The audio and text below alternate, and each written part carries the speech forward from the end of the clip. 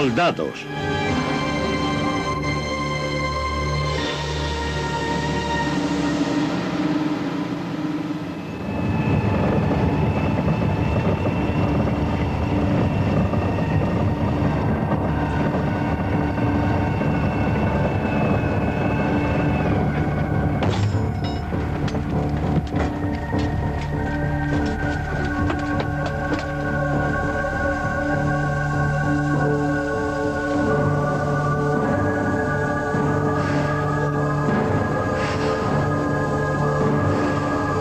Infantería.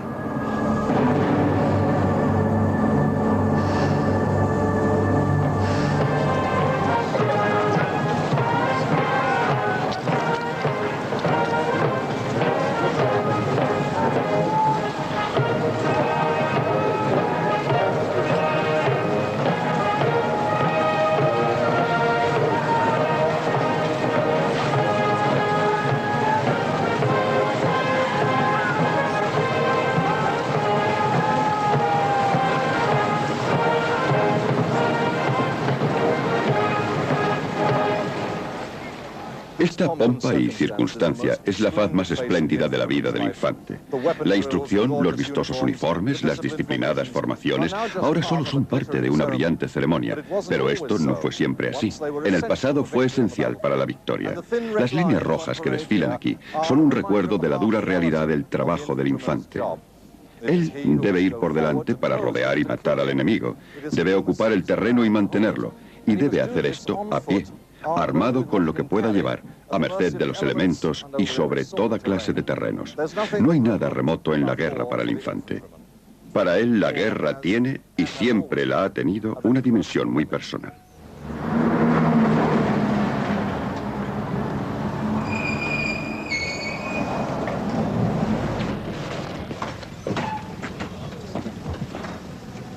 El infante es el peón en el juego de la guerra.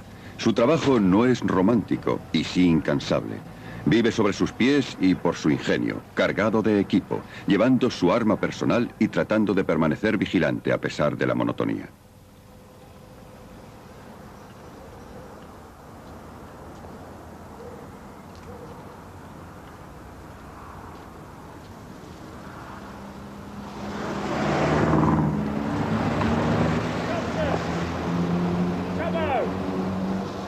Para el fusilero de patrulla en Irlanda del Norte, no hay perspectivas de una batalla tradicional, solo la constante amenaza de la bala del francotirador y la universal experiencia del infante de hacer su servicio lejos del hogar.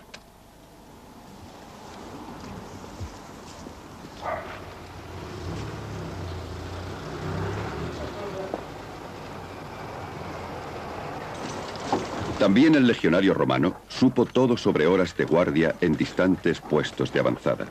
Tuvo las mismas preocupaciones que otras generaciones de infantes: conseguir una comida caliente, mantener limpio su equipo y salir de patrulla.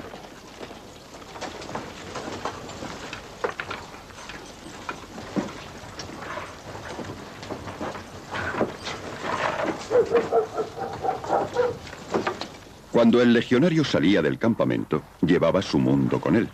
Casco, armas, equipo y raciones. Unos 30 kilos en total, más o menos lo mismo que los soldados de a pie ingleses llevaron al Somme en 1915. En la antigua Roma, al infante le apodaban la mula de Mario. En Vietnam lo llamaban el gruñón. Un gruñón es un infante que lleva unos 50 kilos de bártulos a su espalda. No ha dormido con regularidad, no ha comido con regularidad, no se ha lavado ni afeitado con regularidad y probablemente ha llevado la misma ropa durante mucho tiempo.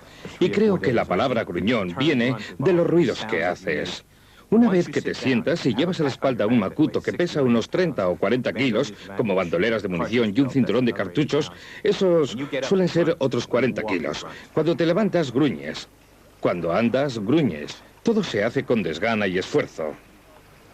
Cada vez que hay un tiroteo, cada vez que hay algún incidente, se caen muchos de los bártulos. Pero la mayor parte del tiempo vas andando por los matorrales llevando macutos, cascos, en algunos casos un chaleco antibalas, pero también cajas, armamento, munición, el fusil.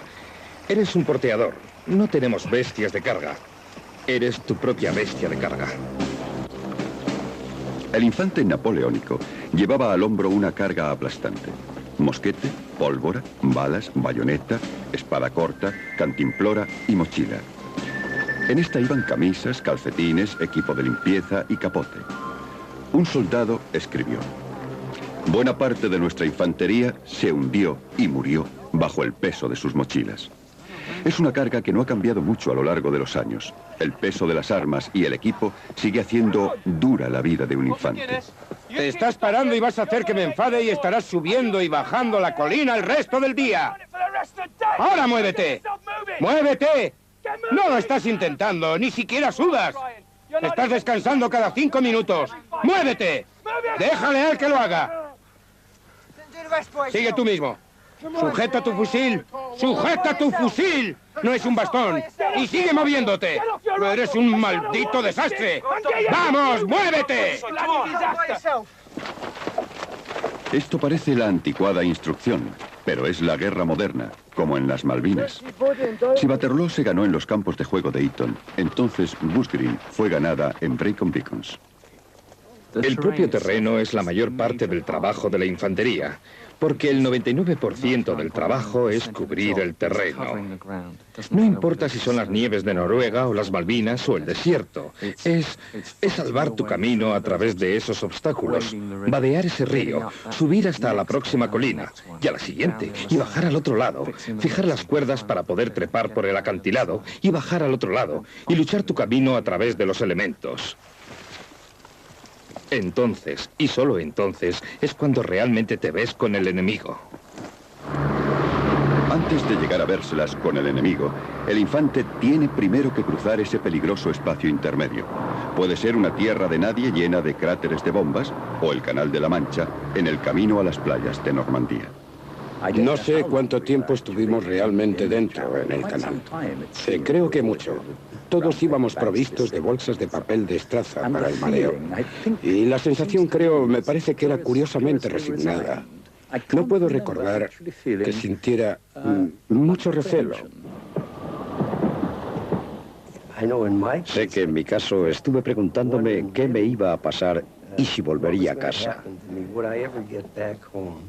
Estuve pensando en mi madre y en mi novia y me preguntaba si sería capaz de hacerlo.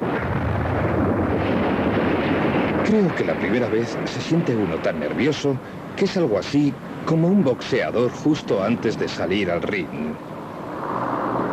Cuando fuimos hacia la playa, había un fuego enorme sobre todo nuestro y mucho ruido, un ruido ensordecedor. Cuando habíamos salido unos cientos de metros de la playa, el fuego venía en nuestra dirección.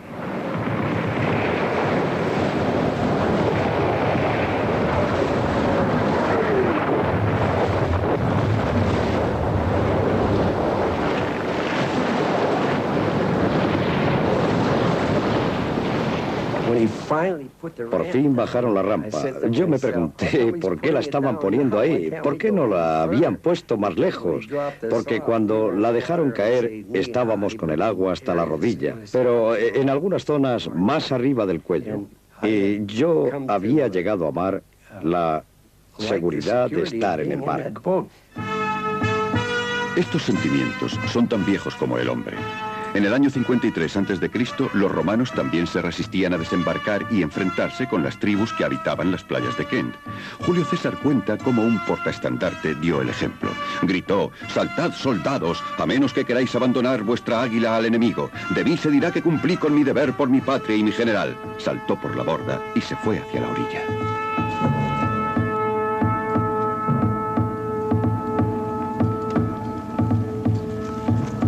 Cruzar los últimos 600 metros es lo más duro de todo. El enemigo ya no es una figura distante e impersonal, está próximo, amenazador, y sus armas son mortales.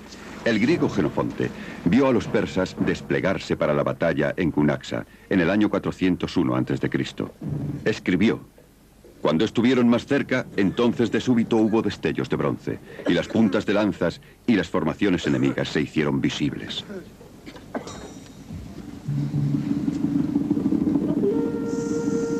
Las dos líneas estaban apenas a 600 o 700 metros cuando los helenos comenzaron a cantar el himno de batalla y avanzaron contra el enemigo.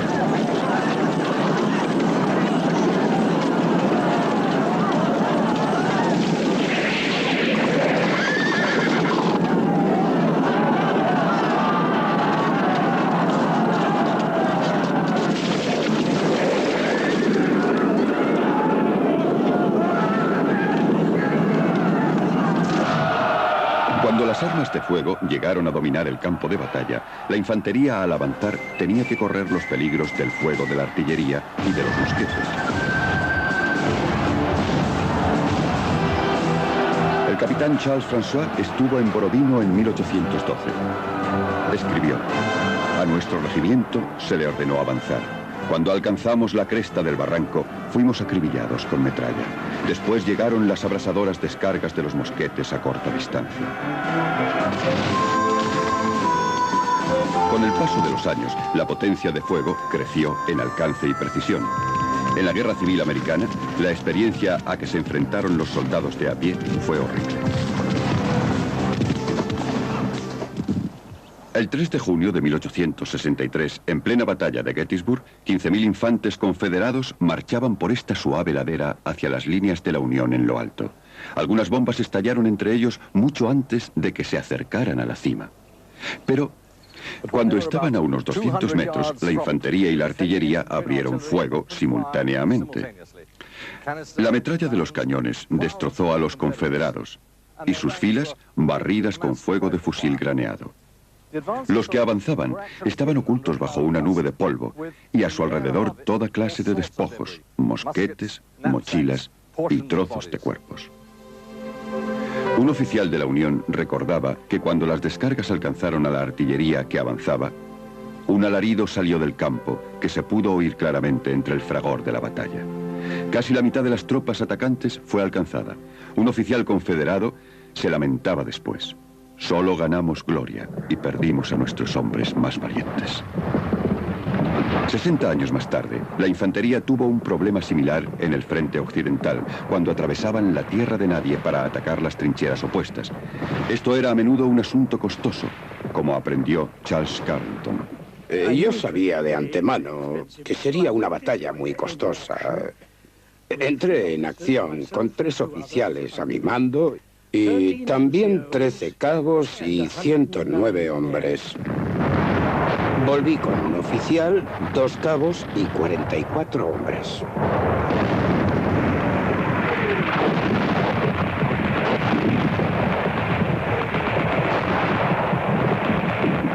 Después llega el momento en que el infante se encuentra a su enemigo. Durante siglos, aunque la batalla envolvía miles de hombres, el combate era una serie de peleas individuales, y la mayor parte del daño se hacía dentro del corto radio de la espada de un hombre. Ni siquiera las armas de fuego terminaron con el cuerpo a cuerpo. En 1689, en Killiecrankie, en Escocia, las tropas del gobierno descubrieron que sus mosquetes y sus bayonetas no eran una respuesta a los escoceses cargando con puñales y espadas anchas.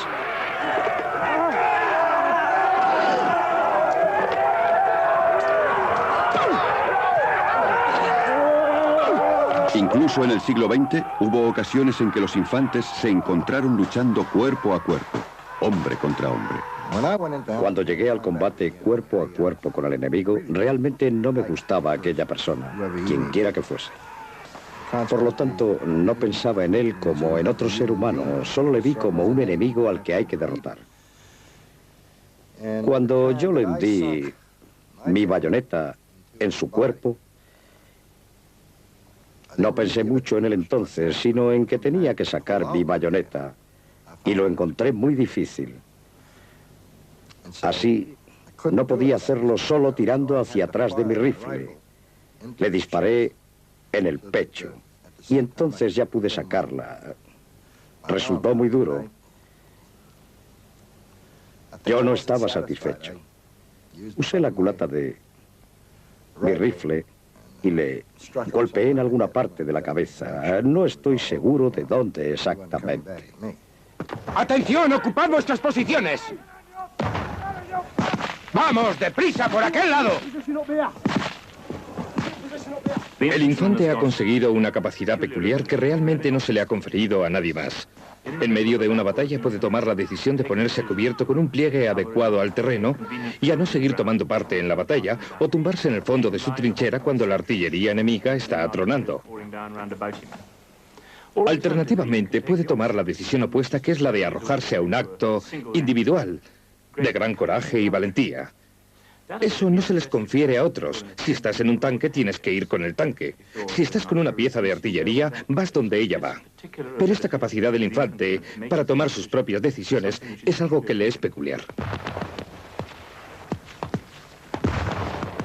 Si en algunos aspectos esenciales la experiencia del infante ha cambiado notablemente poco, en uno fundamental ha sufrido una revolución. El arma personal que usa se ha alterado más allá de lo reconocible. Son las capacidades de este arma las que dictan la clase de batalla a la que se enfrenta y lucha. Puede usar y encontrarse con algo como esto. Es un fusil de diseño soviético, el Kalashnikov, AK-47, quizá la más común de todas las armas de infantería del siglo XX. Pero esto es un fenómeno reciente. En casi toda la larga historia de la guerra, fueron las armas blancas las que dieron forma a la experiencia de la infantería. El legionario confiaba en su espada corta, Gladius, y se pasaba horas aprendiendo a usarla eficazmente. El historiador Flavio Josefo escribió que no sería erróneo describir sus ejercicios como batallas sin sangre y sus batallas como ejercicios sangrientos. Los hombres hacían fintas con armas pesadas y escudos de mimbre. Era algo duro y doloroso, pero funcionaba. Un entrenamiento así fue de una punta del imperio a la otra. Antes de acercarse con la espada, el legionario arrojaba su pilum, una lanza de madera con una larga punta de hierro. Cuando alcanzaba un escudo, por ejemplo, el pilum lo traspasaba y lo hacía caer.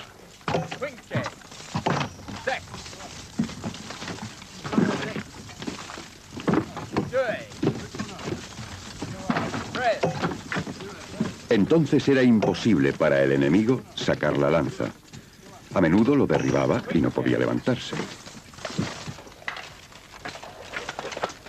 En los siglos que siguieron a la desintegración del Imperio Romano, el infante perdió su dominio del campo de batalla. El lugar de honor pasó al caballero, cuyo impacto acorazado fue al arte de la guerra en la Edad Media lo que el ataque con tanques en el siglo XX. Él arrollaba a la precaria infantería de la época y solo temía a los de su clase. No había nada que se le igualara en peso y contundencia.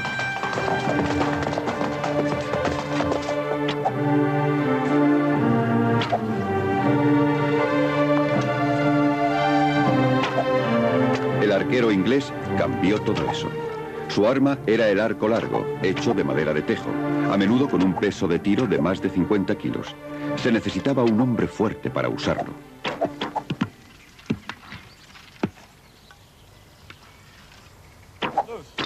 Sus flechas, rematadas en puntas afiladas, que atravesaban las armaduras, eran mortales a 250 metros. Un hombre diestro podía disparar entre 10 y 20 por minuto. En Crécy, en 1346, como en Agincourt, 70 años después, los ingleses dividieron su ejército en 3 cuerpos de hombres de armas desmontados y de lanceros, cada uno de ellos flanqueado de arqueros que reforzaron su posición con estacas puntiagudas.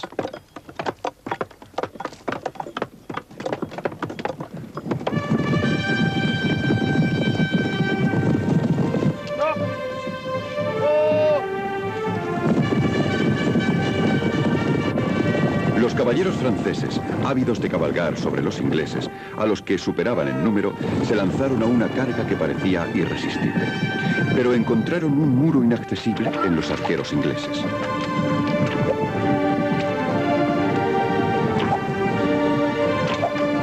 El cronista John Froissart describe lo que ocurrió entonces.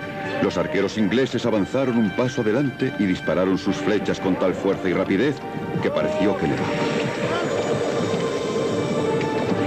Los arqueros las hicieron volar con liberalidad, y no se perdió una sola saeta, pues cada flecha hizo mella en hombre o caballo.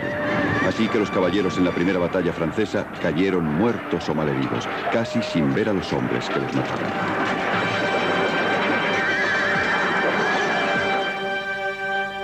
No fue solo el arco lo que llevó de vuelta al soldado de a pie al campo de batalla. Estas dos armas son los otros victoriosos desafíos a la caballería feudal, la lanza larga y la alabarda. Fueron los suizos quienes las dominaron. En los siglos XIV y XV formaban en densas masas de lanceros que ensartaban a la caballería con sus picas. En el centro de este matorral de lanzas había soldados armados con alabardas, mandobles o unas perversas armas llamadas martillos de lucerna. Estos hombres detenían al enemigo que penetraba en la formación y luego salían para atacarle allí donde flaqueaba. Las heridas infligidas por sus armas eran horripilantes hasta para las normas de la época. Pueden ver el efecto en este cráneo, descubierto en uno de los viejos campos de batalla. Los suizos se ganaron una siniestra reputación de no dar cuartel nunca.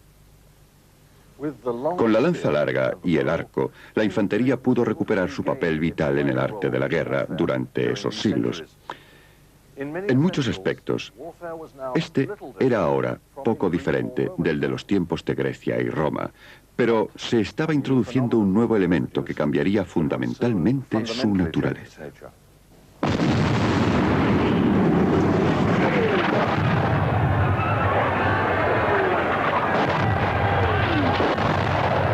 Desde el siglo XVII en adelante, la vida del infante ha estado dominada por el arma de fuego. Desde entonces sus tácticas han estado dominadas por sus cambiantes características y su formación ha evolucionado alrededor de los ejercicios requeridos para dominarla. En los campos de batalla llenos de humo del siglo XVI, el arma de fuego del infante era el engorroso mosquete de llave, con un alcance de quizá 100 metros y una capacidad de fuego de 1 o 2 disparos por minuto. El proceso de cebar, cargar y disparar era lento y laborioso. El mosquete era pesado, como mínimo pesaba 6 kilos, y tenía que ser apoyado en una horquilla.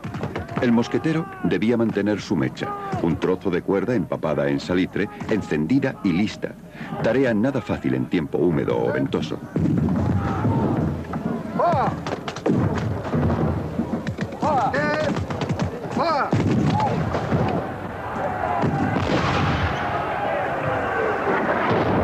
Las formaciones de infantería del siglo XVII consistían en una mezcla de piqueros y mosqueteros que combinaban el efecto del fuego del mosquete con el choque físico de la pica.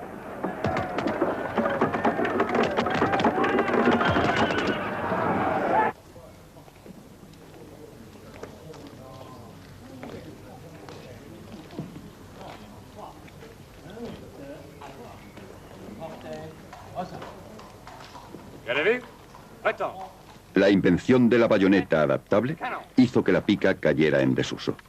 Se encajaba sobre el cañón del mosquete, dejando al soldado libre para cargar y disparar. Las luchas a bayoneta eran raras, pues uno u otro de los bandos, por lo general, huía antes. Pero ciertamente ocurrían, como el capitán Charles François descubrió en Borodín.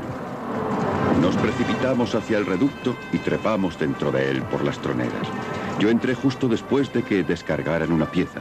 Los artilleros rusos nos recibieron con barras y pisones y peleamos cuerpo a cuerpo.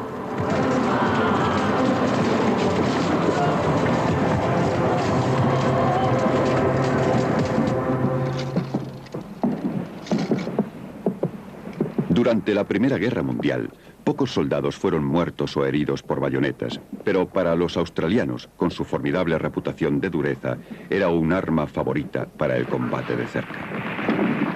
Cuando estás en una trinchera, miras a todas partes sin saber por dónde van a llegar. Cuando tienes una bayoneta y eres lo bastante rápido, lo haces con más rapidez que disparando. Formado un semicírculo a mi alrededor. Los ejércitos modernos siguen usando la bayoneta. ¡Eso es! Así todos podéis ver la bayoneta. La bayoneta está ideada para matar. Cuando la bayoneta aparece en la batalla, calada en el fusil, causa gran efecto en el enemigo. Hoy voy a enseñaros cómo matar con una bayoneta. ¿Para qué se usa la bayoneta? ¿Para qué? ¡Para matar! ¿Para matar qué? ¡Al enemigo! ¿Qué es esto? ¡Una bayoneta! ¡Bien hecho! ¡Avance! Uno confía en un número de enemigos. ¡Sobre la marcha! ¡En guardia!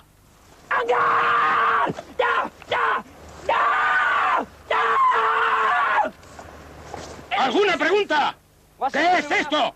¡Avance! ¿Cuál es el fin? ¡Matar!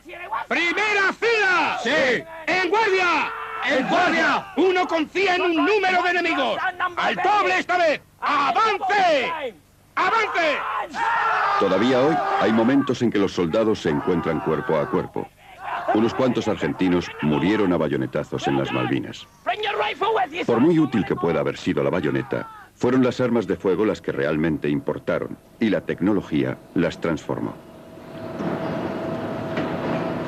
Fue la revolución industrial lo que cambió la faz del arte de la guerra, más allá de todo lo reconocible. Los inventos, la tecnología mejorada y la producción en serie del siglo XIX introdujeron nuevas armas, más exactas y efectivas.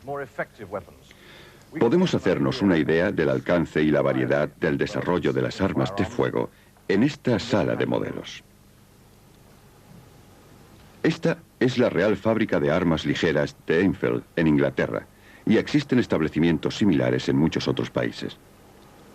Aquí se puede encontrar un prototipo o un ejemplar de unos 4.000 fusiles y ametralladoras de todo el mundo. Durante 200 años apenas hubo ningún desarrollo significativo en el armamento y de pronto llegaron en avalancha. Del mosquete de chispa al fusil mosquete de la Guerra de Secesión Americana, el Chartres francés, el Enfield 303, la ametralladora Vickers Medium, la ametralladora ligera Bren, la metralleta alemana Schmeisser y la nueva SA-80 inglesa. El Brown Bess de chispa fue el mosquete inglés del periodo napoleónico.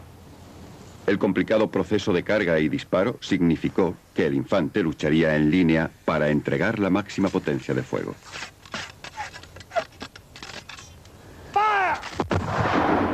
La fina línea roja no fue solo fantasía poética.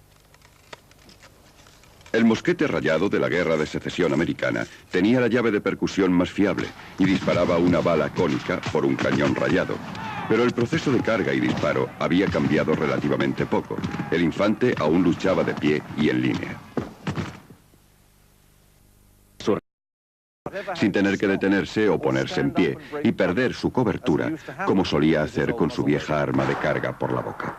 El efecto fue que aumentó más del doble su capacidad de fuego. Además, es un fusil rayado y efectivo a más de 600 metros. Esto le daba gran ventaja para la defensa. El efecto sobre los soldados atacando en línea de frente era tremendamente devastador, como descubrieron aquí los prusianos a su costa. Pero trágicamente para cientos de miles de hombres en los años siguientes, y particularmente en la Primera Guerra Mundial, muchos jefes no aprendieron las lecciones de este oscuro prado francés.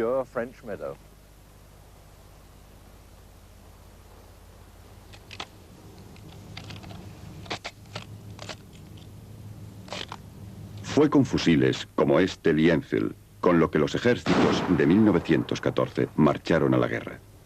Una vez que había cargado su recámara, el soldado podía disparar tan rápido como pudiera accionar el cerrojo. Algunos podían alcanzar los 30 tiros por minuto sobre un blanco. Fue un gran alivio cuando comenzaron a atacar y empezaron a avanzar hacia nosotros. Era una multitud, todos amontonados, y abrimos fuego. Seguimos disparando a toda prisa. Era un alivio poder desquitarte. Hasta entonces siempre habíamos estado recibiendo y ahora teníamos la oportunidad, la gran oportunidad de desquitarnos con ellos. Yo usé 4 fusiles aquella mañana. Se atascaban uno tras otro de tanto disparar. Nada de apuntar, solo cargar y apretar el gatillo.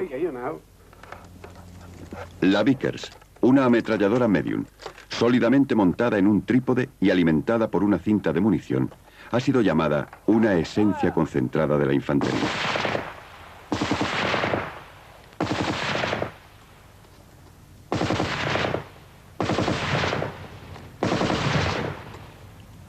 El equivalente alemán de la Vickers fue la Spandau, temida por los ingleses. Si se imagina una ametralladora bien emplazada, una línea de soldados avanzando. Bien, si la ametralladora está bien situada y pueden disparar recto hacia la línea, una ráfaga puede alcanzar a 10 o 20 hombres. Cuando oyes a la ametralladora alemana, te preguntas cómo han podido fallar. No si han alcanzado alguno. Ta, ta, ta, ta, ta, ta, ta. Eso es como eyacular. Sí. Odiábamos esas malditas armas porque eran tan exasperantemente eficaces. Otra amenaza fue la granada, una antigua arma revivida para la lucha de trincheras. Las primeras tenían lo que llaman una espoleta con una pequeña mecha. Se encendían por la punta, como si fuera un petardo. La siguiente bomba que salió tenía en la punta de la mecha un poco de fósforo, como una cerilla. Nos daban una caja de cerillas clavada allí o atada y solo tenías que golpear la cabeza de la bomba o la cabeza del fósforo. Y entonces comenzaba a arder y se lanzaba, pero nadie la sostenía no pasaban más de 4 segundos y medio antes de librarte de ella. Ambos bandos utilizaron una cantidad cada vez mayor de granadas de mano. Las alemanas llevaban unido un trozo de madera y se ganaron su apodo por su parecido con una mano de mortero. Algunas granadas se podían disparar con el fusil, pero más mortífero que la granada o ametralladora era el elevado alcance de la artillería. El tremendo peso del fuego que caía sobre los infantes al final les llevó bajo tierra. Esta trinchera, en el bosque del santuario de Ypres, ha sido remendada más que conservada. Pero aún podemos ver algunos de los rasgos que le dieron a la guerra de trincheras su distintivo y horrible carácter. La trinchera era un zigzag. Esto era para que si un proyectil aislado caía dentro no pudiera arrasar toda una línea de trincheras, y en parte para que cada tramo pudiera ser defendido si el enemigo se infiltraba en cualquier parte del sistema. Pero luchar en esos tramos, llevando un herido en una camilla, era algo difícil y agotador.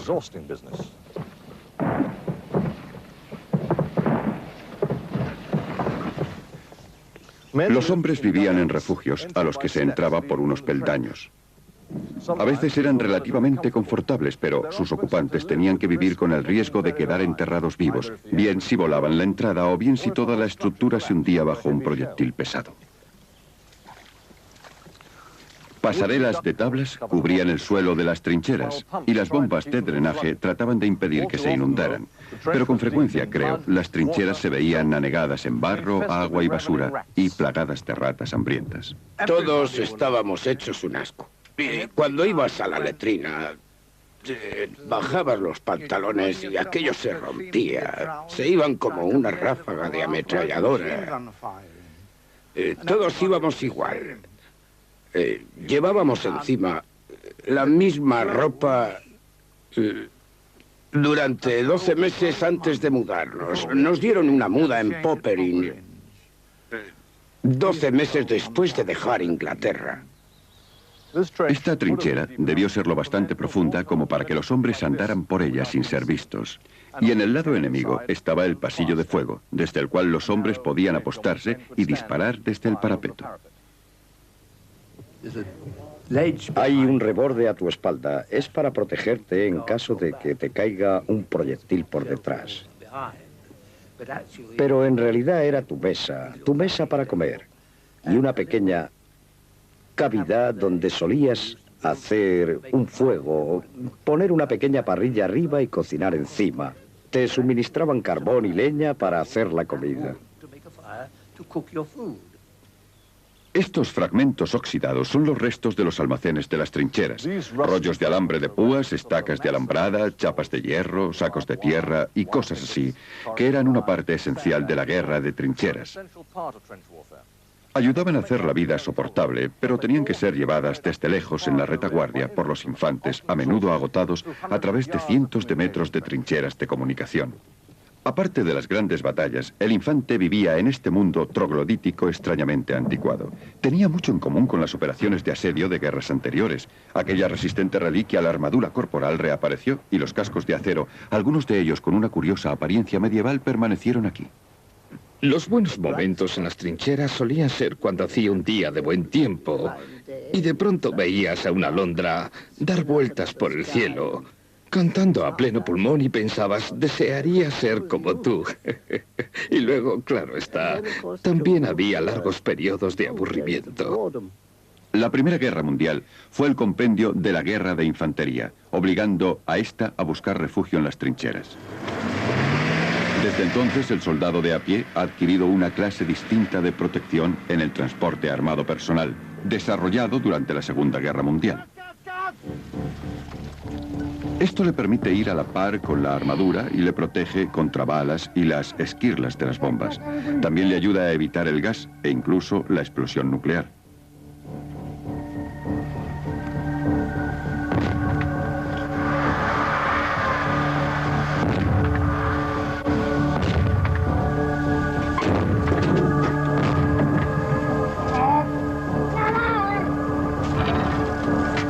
Pero llega el momento en que la puerta se abre y el infante está en pie con su fusil, en el mismo mundo implacable que conocieron sus padres.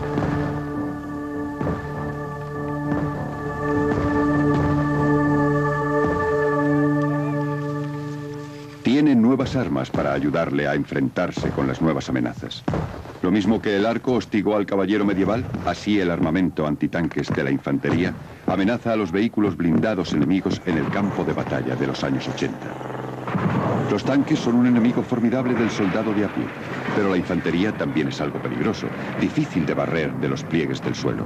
Por supuesto que si los tanques sobreviven en campo despejado o en las ciudades, necesitan su propia infantería para protegerlos.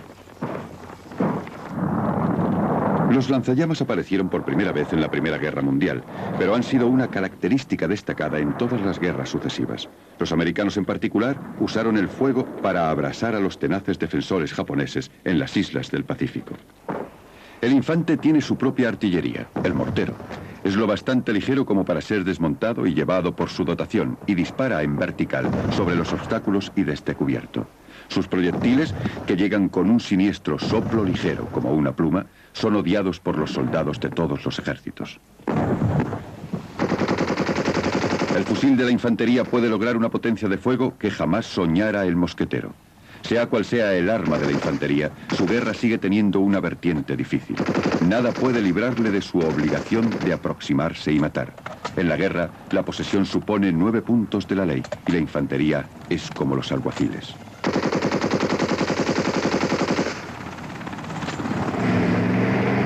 En 1941, en el frente oriental, los victoriosos alemanes llegaron a Stalingrado.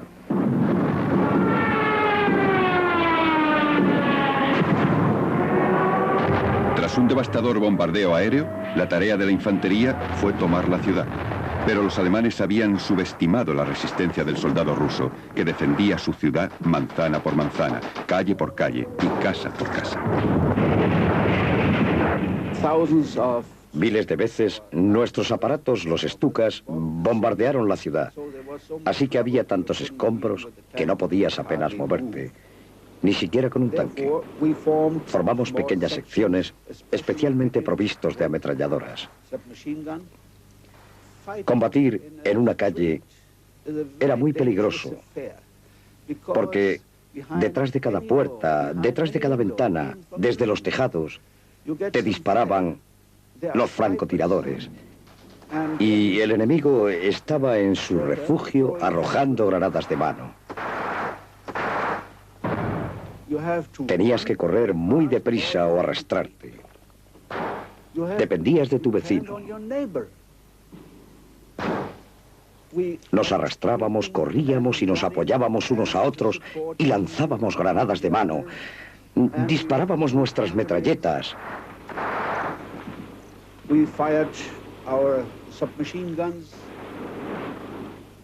Esto duró semanas y semanas, y por lo tanto, nuestra fuerza, nuestra división fue perdiendo. El valor y la táctica de lucha callejera de los soldados soviéticos al final desgastó la resistencia y la destreza de las tropas más profesionales del mundo. Las ruinas de Stalingrado se convirtieron en el cementerio del 6º ejército alemán. En muchas de las campañas de la Segunda Guerra Mundial, la infantería llevó la mayor parte del peso de la lucha. Formó una cuarta parte del ejército inglés, pero sufrió 3/4 partes de las bajas. La presión de la vida en la línea del frente era despiadada.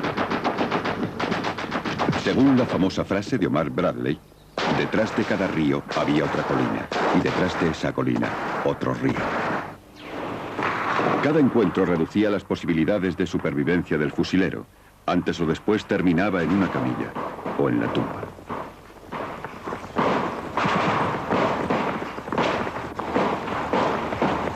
A la infantería le llegaba con demasiada frecuencia el momento de avanzar hacia la línea de fuego. El 23 de mayo fue la fuga de Anzio. Unos días antes nos llamó el general de brigada y nos sentamos. Nos estaba diciendo que había ocurrido algo extraordinario y que nosotros íbamos a salir de allí porque nuestro regimiento había sido elegido. Y de pronto me di cuenta de que mi sección sería la primera en escapar de Anzio. Teníamos que subir por la orilla de un río. Y entonces uno de los hombres en que más confiaba, encargado de señales, ya no lo pudo soportar más. Yo le apreciaba mucho y me dolió que se pegara un tiro en la pierna. Así que perdí a mi encargado de señales y fue una experiencia absolutamente terrible que alguien a quien aprecias y en el que confías hiciera eso y me traicionara. Pero a mí, por suerte, nuestro médico me dio Benzedrina. Lo cierto es que aquello supuso una gran mejoría y bienestar en aquel momento y sentí una vez que fui realmente a ese ataque final, que lo cierto es que era un ataque de diversión. El ataque principal lo estaban haciendo los americanos más al sur. Tenías una gran sensación de alegría. No estaba seguro de si era la Benzedrina lo que me dio esa sensación, pero lo cierto es que avancé. Entonces hice algo terrible. Conduje a la sección por terreno despejado e hice algo totalmente contrario a todas las normas que me enseñaron. Nos adelantamos. En lugar de ir por detrás de un puesto de ametralladoras alemán, nos adelantamos de frente y, claro, los cegaron. De algún modo me escapé, pero fue algo que pesó en mí tremendamente durante años después.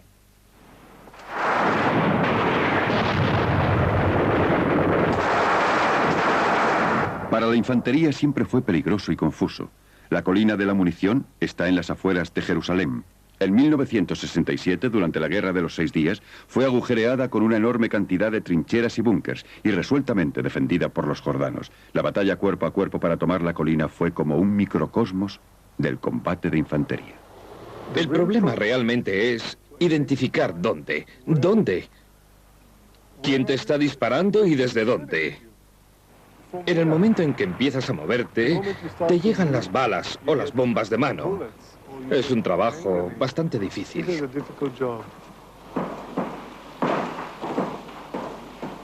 Si escuchas los gritos de tus amigos que están tratando de identificarse, gritándose unos a otros, creas comunicación. Cuidado, estoy aquí, no tires una granada. Déjame avanzar, cúbreme o cosas por el estilo. Toda aquella noche de lucha estuvo sumida en la confusión. Avanzábamos por el interior de las trincheras. De pronto, descubrías que lo que creías que eran compañeros tuyos, que iban detrás de ti, no lo eran, sino tu enemigo que iba detrás de ti sin saber que tú ibas por delante de él. Y la cuestión era quién usaría mejor sus sentidos para descubrir de verdad, en cada segundo y cada minuto, lo que está pasando realmente a tu alrededor. Mientras luchas, te concentras en lo que estás haciendo. Tratas de sobrevivir. Estás tan ocupado haciéndolo que no tienes otra cosa en tu mente. Hay momentos terribles. El primero es cuando ves de verdad con tus propios ojos que matan a tu amigo íntimo. Te parece la cosa más horrible del mundo. Ves su cara, ves sus ojos y no se mueve. Es una experiencia terrible, terrible. Pese a toda su intensidad, la batalla es un acontecimiento comparativamente raro en la vida del infante. La mayor parte del tiempo se la tiene que pasar andando, cargado con el fusil y la mochila. Un día típico era, por lo general, un caluroso paseo bajo el sol. Salías a una operación de combate, misión de busca y destrucción. Busca y destruye al enemigo y los suministros del enemigo. Durante mucho tiempo no te lavabas, dormías muy poco, comías raciones de campaña frías, comida seca, y siempre hacía un calor abrasador. Había mucho miedo, nunca sabías cuándo iba a pasar algo. Existía la posibilidad de que alguien pisara una mina. Pasabas 13 meses en Vietnam y los días parecían más largos de lo que son. El tiempo nunca parecía pasar. Entonces había un tiroteo que podía durar 3 o 4 horas.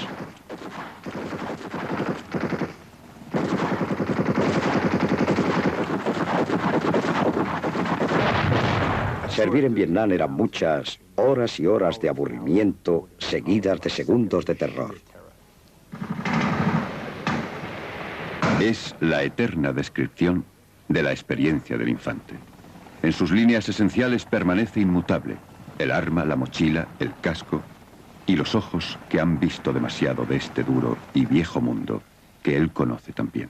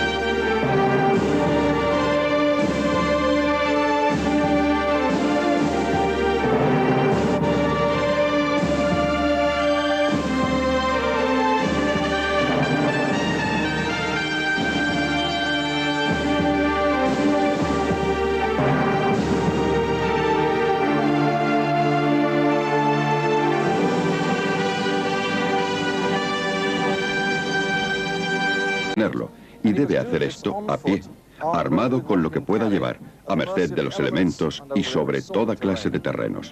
No hay nada remoto en la guerra para el infante. Para él la guerra tiene, y siempre la ha tenido, una dimensión muy personal.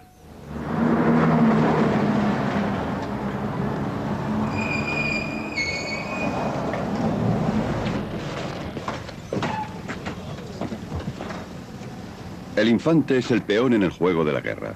Su trabajo no es romántico y sí incansable. Vive sobre sus pies y por su ingenio, cargado de equipo, llevando su arma personal y tratando de permanecer vigilante a pesar de la monotonía.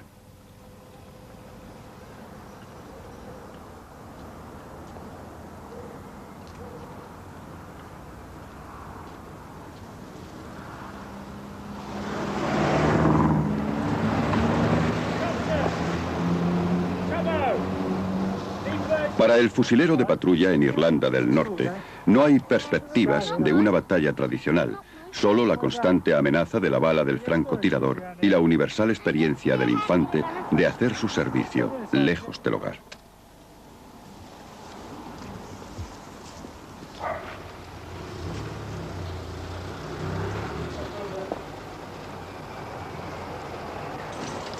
También el legionario romano supo todo sobre horas de guardia en distantes puestos de avanzada. Tuvo las mismas preocupaciones que otras generaciones de infantes: conseguir una comida caliente, mantener limpio su equipo y salir de patrulla.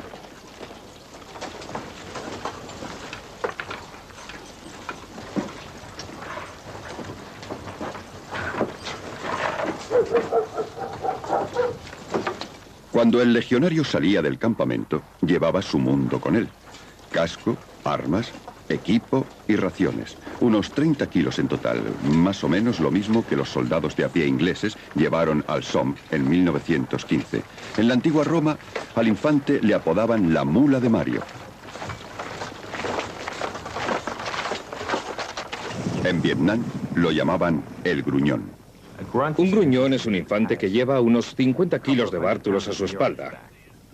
No ha dormido con regularidad, no ha comido con regularidad, no se ha lavado ni afeitado con regularidad y probablemente ha llevado la misma ropa durante mucho tiempo. Y creo que la palabra gruñón viene de los ruidos que haces. Una vez que te sientas y llevas a la espalda un macuto que pesa unos 30 o 40 kilos, como bandoleras de munición y un cinturón de cartuchos, esos suelen ser otros 40 kilos. Cuando te levantas, gruñes. Cuando andas, gruñes. Todo se hace con desgana y esfuerzo. Cada vez que hay un tiroteo, cada vez que hay algún incidente, se caen muchos de los bártulos. Pero la mayor parte del tiempo vas andando por los matorrales llevando macutos, cascos, en algunos casos un chaleco antibalas, pero también cajas, armamento, munición, el fusil. Eres un porteador. No tenemos bestias de carga. Eres tu propia bestia de carga. El infante napoleónico llevaba al hombro una carga aplastante: mosquete, pólvora, balas, bayoneta, espada corta, cantimplora y mochila. En esta iban camisas, calcetines, equipo de limpieza y capote. Un soldado escribió: buena parte de nuestra infantería se hundió y murió bajo el peso de sus mochilas. Es una carga que no ha cambiado mucho a lo largo de los años. El peso de las armas y el equipo sigue haciendo dura la vida de un infante. Te estás parando y vas a hacer que me enfade y estarás subiendo y bajando la colina el resto del día. ¡Ahora muévete! ¡Muévete! No lo estás intentando, ni siquiera sudas. Estás descansando cada 5 minutos. ¡Muévete! ¡Déjale al que lo haga! Sigue tú mismo. ¡Sujeta tu fusil! ¡Sujeta tu fusil! No es un bastón. ¡Y sigue moviéndote! ¡Eres un maldito desastre! ¡Vamos, muévete! Esto parece la anticuada instrucción, pero es la guerra moderna, como en las Malvinas. Si Waterloo se ganó en los campos de juego de Eton, entonces Busgreen fue ganada en Brecon Beacons. El propio terreno es la mayor parte del trabajo de la infantería, porque el 99% del trabajo es cubrir el terreno. No importa si son las nieves de Noruega o las Malvinas o el desierto, es salvar tu camino a través de esos obstáculos, vadear ese río, subir hasta la próxima colina y a la siguiente y bajar al otro lado, fijar las cuerdas para poder trepar por el acantilado y bajar al otro lado y luchar tu camino a través de los elementos. Entonces, y solo entonces, es cuando realmente te ves con el enemigo. Antes de llegar a vérselas con el enemigo, el infante tiene primero que cruzar ese peligroso espacio intermedio. Puede ser una tierra de nadie llena de cráteres de bombas, o el Canal de la Mancha, en el camino a las playas de Normandía. No sé cuánto tiempo estuvimos realmente dentro en el canal. Creo que mucho. Todos íbamos provistos de bolsas de papel de estraza para el mareo. Y la sensación, creo, me parece que era curiosamente resignada. No puedo recordar que sintiera mucho recelo. Sé que en mi caso estuve preguntándome qué me iba a pasar y si volvería a casa. Estuve pensando en mi madre y en mi novia y me preguntaba si sería capaz de hacerlo. Creo que la primera vez se siente uno tan nervioso que es algo así como un boxeador justo antes de salir al ring. Cuando fuimos hacia la playa, había un fuego enorme sobre todo nuestro y mucho ruido, un ruido ensordecedor.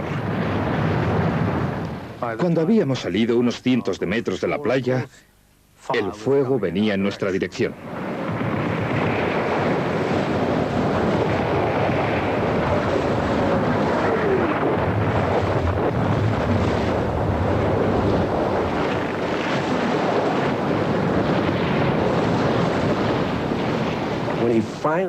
Por fin bajaron la rampa. Yo me pregunté por qué la estaban poniendo ahí, por qué no la habían puesto más lejos, porque cuando la dejaron caer estábamos con el agua hasta la rodilla, pero en algunas zonas más arriba del cuello. Y yo había llegado a amar la seguridad de estar en el barco. Estos sentimientos son tan viejos como el hombre. En el año 53 a.C., los romanos también se resistían a desembarcar y enfrentarse con las tribus que habitaban las playas de Kent. Julio César cuenta cómo un portaestandarte dio el ejemplo. Gritó: «Saltad, soldados, a menos que queráis abandonar vuestra águila al enemigo. De mí se dirá que cumplí con mi deber por mi patria y mi general». Saltó por la borda y se fue hacia la orilla.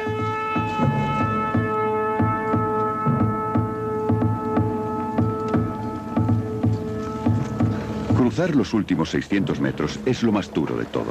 El enemigo ya no es una figura distante.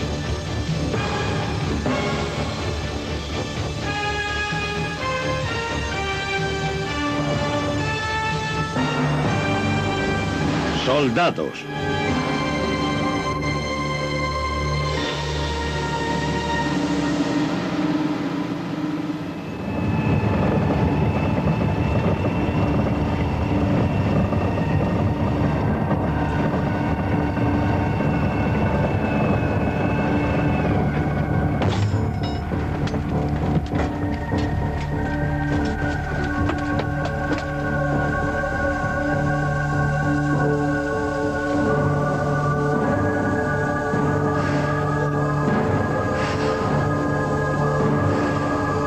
Infantería.